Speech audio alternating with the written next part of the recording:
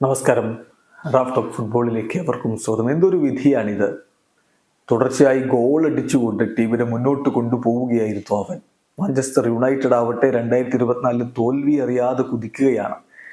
അതിന് പിന്നില് അവന്റെ പ്രകടനം, ഗോളടികൾക്ക് വലിയ പ്രാധാന്യമുണ്ട്. റാസ്മസ് ഹോയ്ലൻഡിനെ കുറിച്ചാണ് നമ്മൾ പറയുന്നത്. ആദ്യ 14 മത്സരങ്ങളിൽ ഗോളടിക്കാതെ പ്രീമിയർ ലീഗിൽ വലിയ പഴികേട്ടവൻ പിന്നെ തുടരെ ഗോളടിച്ചുകൊണ്ട് റെക്കോർഡിടുന്ന കാഴ്ചയാണ് നമ്മൾ കണ്ടത്. റാസ്മസ് ഹോയ്ലൻഡിന് ഇപ്പോൾ പരിക്കേറ്റിരിക്കുന്നു, പുറത്തിരിക്കേണ്ടി വരുന്നു.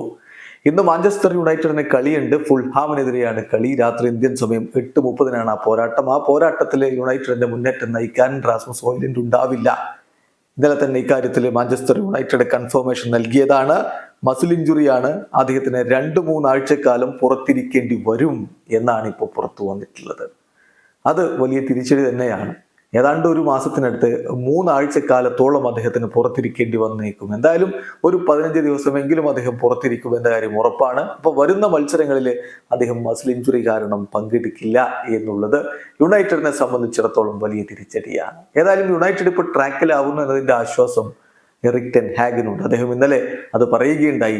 ഞാൻ 19 മാസക്കാലമായിട്ട് ഇവിടെ ഇപ്പോൾ നമ്മൾ റൈറ്റ് ഡയറക്ഷനിലേക്ക് പോകുന്ന കാഴ്ചയാണ് കാണാൻ പറ്റുന്നത്.